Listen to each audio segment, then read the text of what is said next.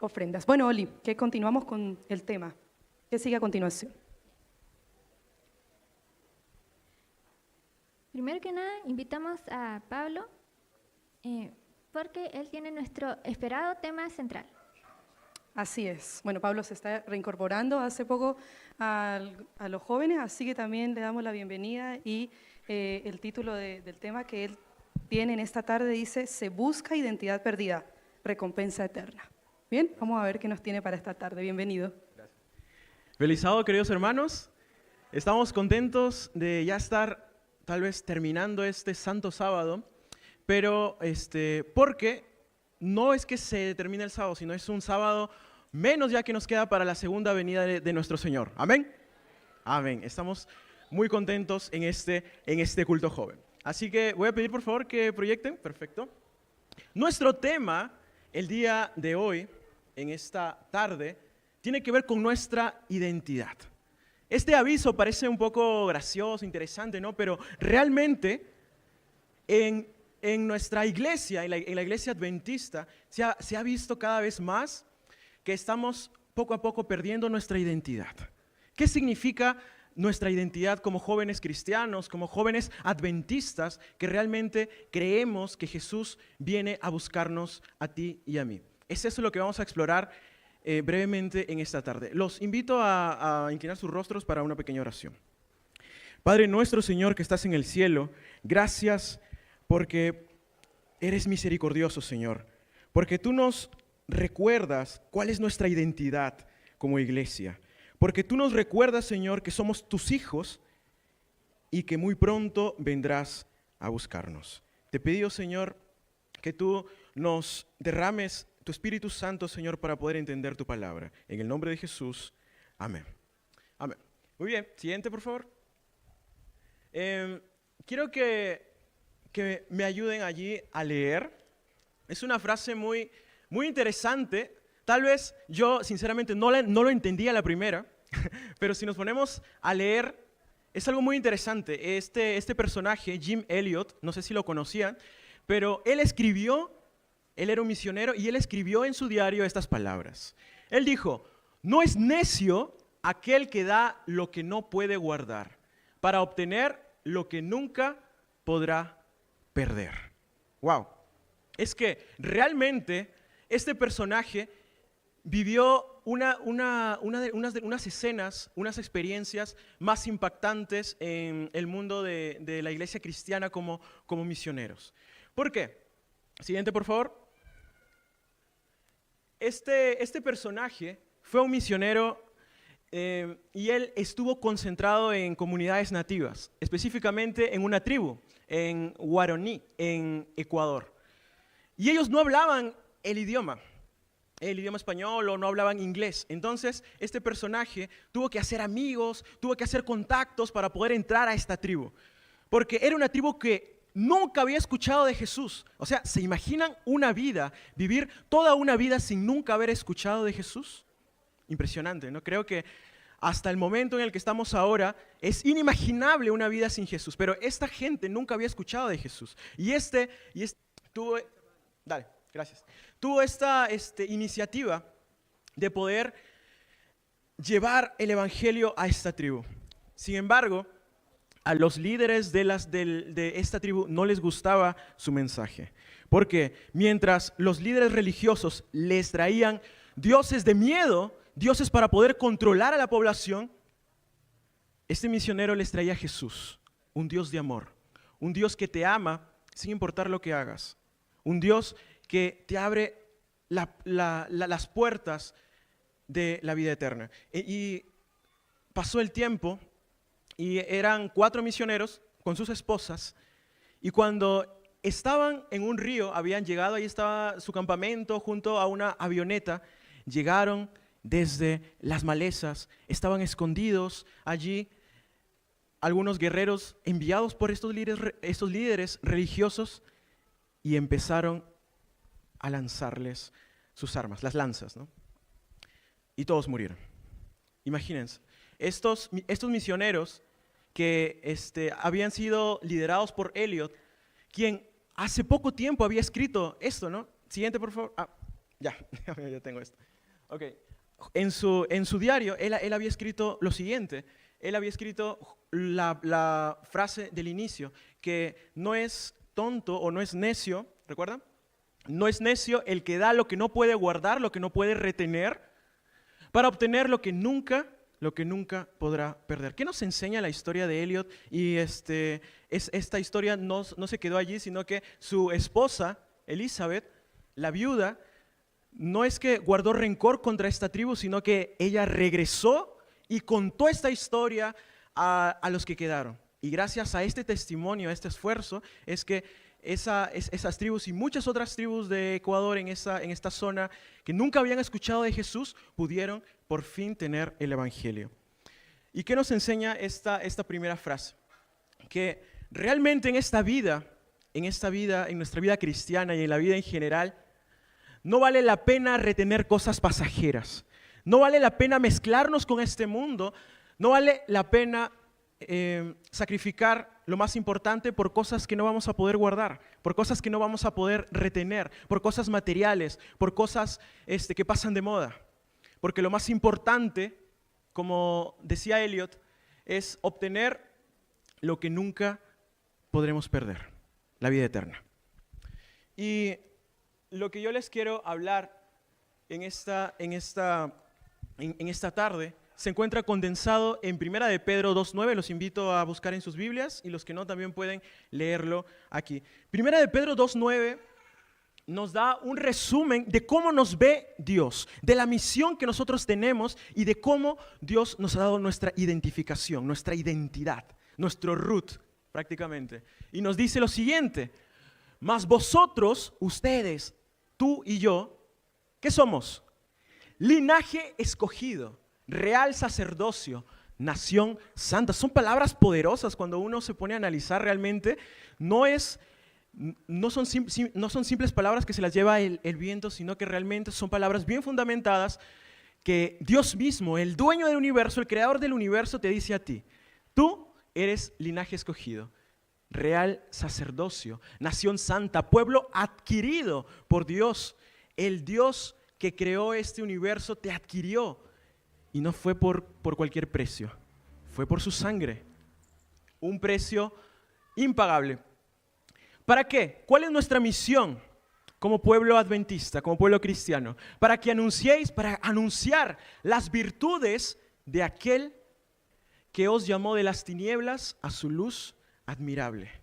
Es impresionante cómo este versículo condensa las principales características de nuestra identidad. Y es que actualmente muchos cristianos tenemos crisis de identidad. Realmente nos queremos parecer muchas veces a las personas de afuera o a otras iglesias, pero ¿cómo es que realmente nosotros nos identificamos? ¿Cómo es que realmente nosotros tenemos en claro quiénes somos? Y cómo enfrentar estas crisis de identidad que a veces pasamos, ¿no? Y por eso es que justamente vamos a ver algunas historias muy conocidas de personajes que también tuvieron crisis de identidad, como por ejemplo Moisés. Moisés, ese príncipe que estaba destinado. Elena de White dice que Moisés tenía todo para ser el faraón. Sin embargo, él no le dio la espalda a su identidad. Él dejó todo. Dios guió toda su historia épica, por cierto, para que él realmente tome esa identidad. Porque él era parte del pueblo de Dios, de ese linaje escogido. Y es por eso que sabemos por su historia que él, aunque nació con una identidad que no le correspondía, con una identidad que no era la suya, él retornó a la verdadera identidad, a esa verdadera esencia que define al pueblo de Dios. Y nosotros sabemos la historia, sabemos cómo Dios usó a este personaje que en algún momento tuvo esta crisis de identidad para ser uno de los mayores líderes, patriarcas de todo el pueblo, de toda la historia de Israel. Moisés, que guió al pueblo a la tierra prometida. Otro personaje que yo admiro muchísimo es Daniel. ¿Quién no recuerda a Daniel? Él no nació en un pueblo extranjero. Sin embargo, cuando él fue llevado a una tierra extraña, él fue llevado a Babilonia, él enfrentó esta crisis de identidad. porque además no solamente era de, bueno, voy a seguir esta moda o voy a comportarme de esta forma, no, sino que él realmente estaba peligrando su propia vida. Porque el rey Nabucodonosor había ordenado que estos jóvenes, que incluso eran personas selectas, que estos jóvenes debían ser alimentados de una forma, debían ser enseñados de otra forma. Incluso Satanás, a través de Nabucodonosor, intentó crearle más crisis de identidad a Daniel y a sus amigos, porque les cambió el nombre, ¿recuerdan? Y esos nombres tenían que ver con los dioses babilonios, con Marduk, con otros dioses de Mesopotamia, para que ellos olvidaran quiénes eran, para que ellos olvidaran su identidad. Para el pueblo judío, para un judío, el nombre era fundamental, era tan importante, muy importante, que es por eso que vemos que la mayoría de personas o de personajes bíblicos que nosotros conocemos del pueblo de Israel hacían muy bien honor a su nombre. ¿Recuerdan qué significaba Jacob? Engañador, usurpador, y sí hacía honor a su nombre. ¿Recuerdan qué significaba Daniel? Daniel, ¿recuerdas qué significa tu nombre? ¿Sí? Dios es mi juez, muy bien. Entonces, miren cómo el nombre en el pueblo de Israel era sumamente importante y el enemigo sabía eso. Y es por eso que intentó cambiar el nombre, les cambió el nombre a estos jóvenes para que ellos olvidaran quiénes eran, para que ellos olvidaran que eran parte del pueblo, del linaje escogido que Dios había comisionado para impactar a los otros pueblos. Pero ahora esto se tornaba como una misión casi imposible, porque estaban rodeados de paganismo, estaban rodeados de una tierra que es la madre de todas las disciplinas esotéricas, de la adivinación, del paganismo, de la idolatría. Estaba tan rodeado del paganismo que si Daniel y sus amigos no hubieran tenido esta conexión con Dios, fácilmente se hubieran dejado consumir por esa cultura que les rodeaba. Y de hecho, muchos judíos dejaron que eso pasara. Muchos judíos se dejaron absorber por la cultura, perdieron su identidad, tuvieron esa crisis de identidad, perdieron su identidad para encajar con esta nueva sociedad, para encajar con el mundo, para encajar en Babilonia, para que no me miren raro, para que no me digan, oye, ¿qué costumbres tan extrañas tienes? Eres muy conservador. Entonces, pero Daniel y sus amigos tenían las cosas muy claras. Ellos no iban a perder su identidad. Tenían el ADN de Dios. Y el último ejemplo que me encanta demasiado es la historia de Esther, esa mujer valiente, porque en esos tiempos, las mujeres, igual como en la mayoría de los tiempos antiguos, las mujeres estaban muy sometidas a un sistema patriarcal. Y sin embargo, esta mujer, sabiendo incluso lo que le había pasado a Vasti, la anterior reina, ella tuvo esa valentía para no olvidar quién era ella. Yo les pregunto, ¿Esther acaso no tuvo la opción de simplemente quedarse calladita? No decir nada. Hubiera pasado de desapercibida simplemente. Porque la ley que impulsó Amán era que iban a exterminar a los líderes, al pueblo judío. Sin embargo, si ella se quedaba calladita, si no reconocía su identidad, si no reconocía de dónde ella era su nacionalidad, no le iba a pasar nada. Sin embargo, su pueblo sí iba a sufrir. Pero a pesar de eso, a pesar de todo eso, Esther fue valiente. Esther tuvo el coraje, pero ese coraje no nació solamente de ella. ¿Recuerdan qué le pidió Esther a su primo? ¿Recuerdan qué le pidió a Mardoqueo? Que orara, que hicieran ayuno y oración por ella. Porque ustedes creen que ante tal presión, porque era una sola persona, ante tal presión, ¿hubiera podido ella sola? Yo creo que no, nadie, ni hombre ni mujer. Dios le dio esa fortaleza y esa valentía para decir, yo reconozco mi identidad. Yo soy hijo e hija de Dios. No me voy a quedar callado ante el mundo. He conocido personas que tristemente, por ejemplo, van al trabajo, van a la universidad, están 10, 20 años en un mismo vecindario y si tú preguntas, nadie sabe que es adventista, nadie sabe que es cristiano, porque intenta ocultarlo, porque intentan el camino fácil de quedarse calladitos, lo que no hizo Esther.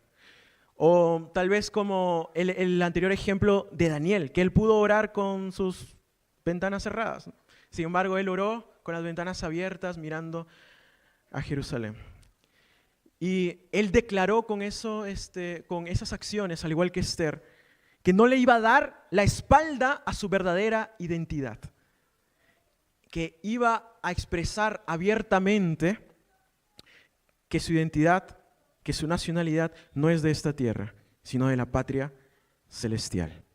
Y es por eso que al igual que estos personajes, nosotros estamos llamados para recuperar esa identidad, para recuperar cuál es este ADN que nosotros tenemos como cristianos, como adventistas. En 1 de Juan 3:1 es una cita impresionante y muy conocida, porque nos dice que Dios ya no nos ve nada más como sus sirvientes, como inferiores, sino que nos ve como sus hijos. Y tanto nos ha amado Dios cuando nos ponemos a reflexionar tal vez todo lo que hacemos, nos acordamos de todo lo que hemos hecho, de cuántas veces le hemos fallado a Dios y aún así Él está siempre llamando a nuestra puerta. Es impresionante. Creo que un ser humano no aguantaría eso. Creo que si a mí me fallaran tantas veces como yo le he fallado a Dios, simplemente cortaría esa relación definitivamente. Sin embargo, como Dios es increíble, ese amor ágape que Él tiene, ese amor incondicional que no importa lo que hagas, no vas a lograr nunca que Dios deje de amarte. No vas a lograr nunca que Dios deje de invitarte para que tú seas salvo, para que tú alcances esa vida eterna que Él tiene para ti. Por eso es que Él nos dice, tú eres mi hijo. Tú y yo somos los hijos de Dios. No solamente por creación. Todos somos hijos de Dios, incluso las personas de afuera, todas las personas somos hijos de Dios por creación. Pero Él también nos hace un llamado para ser sus hijos por redención. Es el segundo paso para poder recuperar nuestra identidad. Mateo 24:15 nos hace una síntesis de una parábola muy conocida, la parábola de los talentos, ustedes saben. La parábola de los talentos. A cada uno le dio de acuerdo a su capacidad. A cada uno en la iglesia y en todo lugar nos ha dado talentos, nos ha dado dones. Y estos dones, estos talentos no han sido hechos para esconderlos o para vanagloriarnos, para usarlos para nuestro beneficio solamente. Sino que, así como en la parábola, quiere que como sus obreros, como sus mayordomos, nosotros lo utilicemos de acuerdo a nuestra identidad, de acuerdo a lo que nosotros somos. Si somos hijos de Dios, pues vamos a utilizar nuestros talentos en la música, vamos a utilizar nuestra oratoria, nuestra retórica, nuestro talento para enseñar, nuestro talento para visitar, para hacer amigos, para socializar. Todos nuestros talentos, nuestros dones y cada habilidad que nosotros tengamos va a ser lo que nos defina como un pedacito del cuerpo de Cristo. Qué maravilloso es pensar que con mis talentos puedo contribuir a fortalecer el cuerpo de Cristo. Porque la iglesia, el cuerpo de Cristo, no es esta edificación. Somos nosotros. Eres tú, soy yo. Entonces, como iglesia, como cuerpo de Cristo, es maravilloso la oportunidad que Dios nos ha dado de ser sus hijos y de además de tomar esa identidad y de decir como hijo de Dios, como parte del cuerpo de Dios, de Cristo, yo voy a poner todo lo que soy, todo lo que puedo hacer para su servicio. Y algo impresionante que siempre me gusta recordar es que Dios quiere que nosotros seamos cabeza, nunca cola, nunca los últimos. Siempre los hijos de Dios, su identidad, su root, es que siempre son muy buenos en lo que hacen. ¿Se acuerdan de Daniel? Mientras los demás gobernadores, ¿qué hacían cuando nadie los veía? ¿Y qué hace la mayoría de las personas en la sociedad de toda la historia? Cuando nadie los ve, cuando el jefe no los ve, muchas veces, ¿qué pasa? Que estos gobernadores, que eran compañeros de Daniel, colegas de Daniel, cobraban más al pueblo para poder robar, básicamente. O dejaban de trabajar un tiempo porque nadie los vigilaba. Sin embargo, Daniel, con vigilancia o sin vigilancia, esté el jefe o no esté el jefe, esté con supervisión o no esté con supervisión, Daniel hacía su trabajo. Daniel hacía lo mejor, porque eso es el ADN cristiano, eso es lo que define al joven adventista, eso es lo que nos define como cristianos. Y algo que a mí me encanta, este versículo, que dice que todo lo que hagas, y todo en la Biblia es todo lo que hagamos, hacedlo de corazón. Wow, cuando tú haces algo, tal vez lo puedes hacer por cumplir, pero ¿alguna vez has hecho algo poniéndole realmente todo tu corazón? Porque este versículo nos dice que si realmente eres hijo de Dios, vas a hacer lo mejor y todo lo que hagas lo vas a hacer de corazón. ¿Y qué nivel de calidad van a ser las cosas que nosotros tenemos que hacer? Estas cosas que nosotros hagamos de corazón van a ser como para el Señor, no para los hombres. Así que la próxima vez que tengas que hacer un trabajo, que tengas que dar un examen, la próxima vez que tengas que cumplir una tarea laboral o hacer algo, recuerda esto: lo que estoy haciendo, ¿será digno de presentárselo a Jesús? ¿Mi trabajo de la universidad será digno de presentárselo a Jesús? ¿Tendrá la calidad? ¿El trabajo que yo estoy haciendo realmente tiene los estándares tan altos como si yo lo hiciera para Jesucristo, para el Rey del universo? Pongámonos a pensar eso. Nuestra identidad es que en todo lo que hagamos siempre debemos hacerlo mejor, como si lo hiciéramos para Dios mismo. Todos los talentos deben ser para Él. ¿Esto no? Y finalmente, ¿cómo podemos recuperar esta identidad que ya hemos visto en muchos personajes que pudieron vencer esa crisis de identidad? ¿Y cómo podemos afrontar este problema que tiene la iglesia en nuestros tiempos? Este problema que tal vez vemos de que mucha gente quiere parecerse a la gente del mundo, o queremos imitar otras costumbres para atraer a más personas o para encajar en el mundo, y perdemos a costa de nuestra identidad, lo cual no debería ser, porque como recordamos en la primera cita de Eliot, de este misionero, que nos dice que lo realmente importante, lo que vale la pena, es lo que no vamos a perder, que es la vida eterna. Y los 3 pasos que nosotros debemos seguir, que nos sugiere la palabra de Dios, es primero que reconozcamos que tal vez estamos perdiendo nuestra identidad. Reconozcamos que esa identidad que Cristo quiere para cada uno de nosotros, tal vez no lo estamos siguiendo. Y es normal. Como seres humanos está permitido fallar, pero no está permitido para un hijo de Dios quedarse abajo.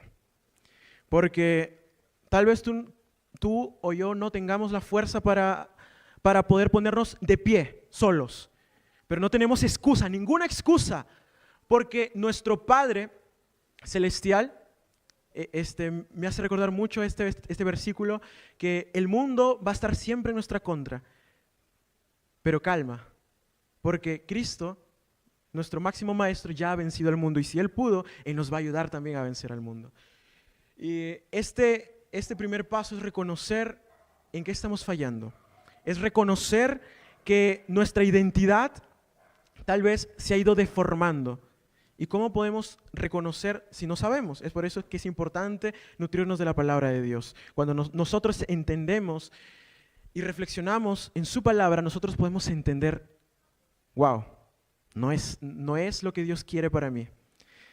Para conocer la voluntad de Dios debemos nutrirnos de su palabra, y de esta forma nosotros podemos reconocer qué es lo que estamos haciendo mal.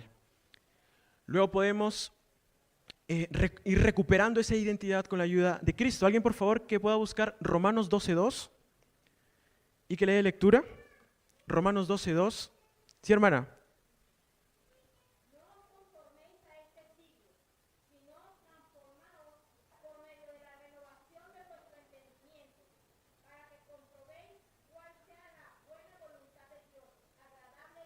Agradable y perfecta, impresionante. No os conforméis con este siglo. Cristo nos viene a decir, no te conformes con ser promedio. A Dios le da alergia el promedio. A Dios le da alergia a lo común. A Dios le dan ganas de vomitar lo tibio. Y es por eso que Dios nos dice, no os conforméis a este mundo, a este siglo, sino que realmente debemos primero renovar, ¿qué cosa? Nuestro entendimiento. Y eso solo lo vamos a hacer por medio de la comunión con Cristo. Renovando nuestro entendimiento, nosotros vamos a poder tomar acciones.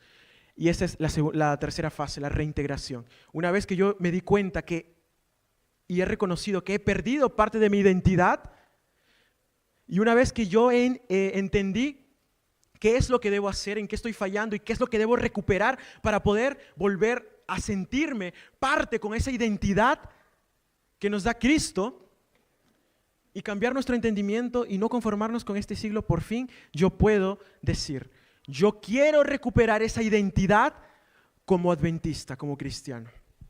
Y finalmente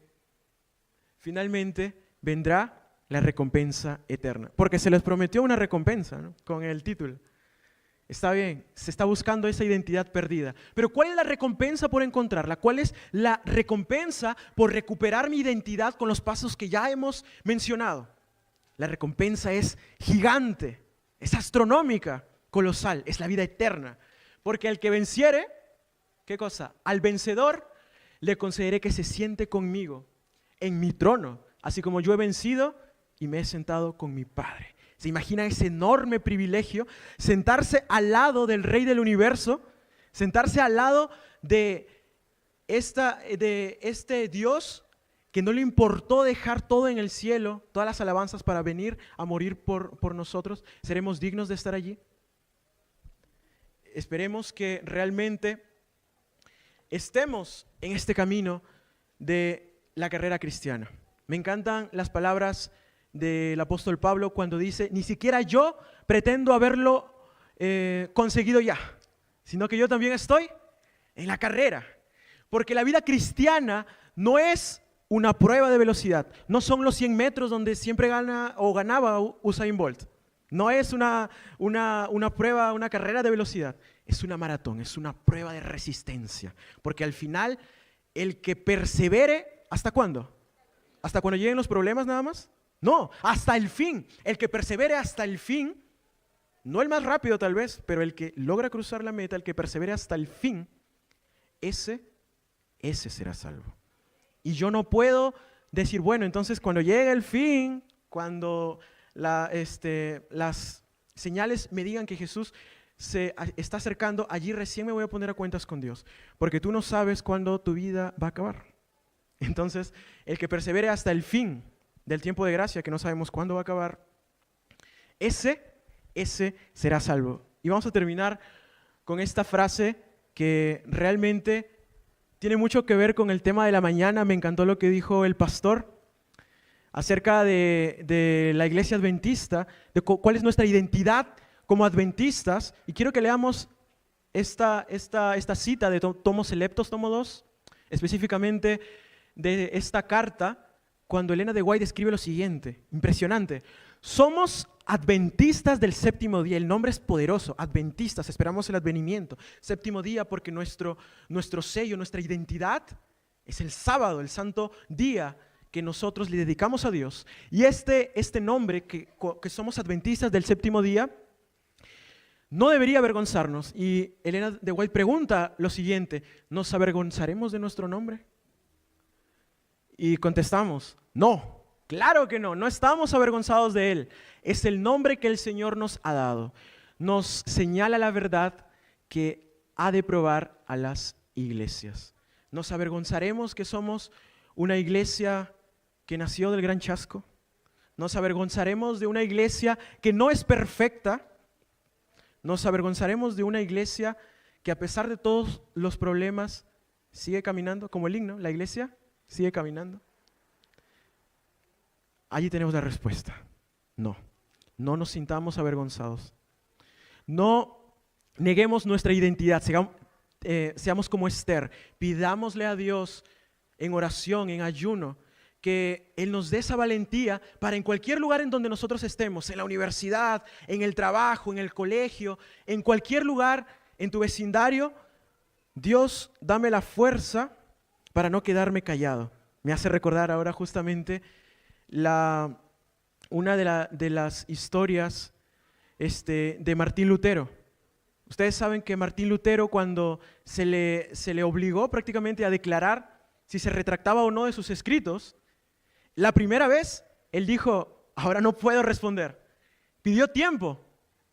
Y es interesante que Martín Lutero tenía esta costumbre de pelearse con el enemigo. ¿Ustedes sabían? Él se encerraba en su cuarto de monje y él como que tenía una pelea con el enemigo y él decía, y él se peleaba, ¿no? Y él le decía, ¿cómo te encanta haberme callado? Y eso me hace reflexionar mucho. Al enemigo le encanta vernos callados. Le encantaría que Esther no hubiera dicho nada. Le encantaría que Daniel hubiera orado con las ventanas cerradas. Sin embargo, nuestra identidad como cristianos, como adventistas, implica no ser una luz que se pone debajo de los muebles, sino una luz que esté para todo, visible para todo el mundo. Esa es nuestra gran comisión. No perdamos esa identidad y realmente pidámosle al Señor que no nos conformemos con nada de este siglo, no nos conformemos con el promedio, a hacer lo mejor siempre para Dios y a prepararnos para su segunda venida. Amén.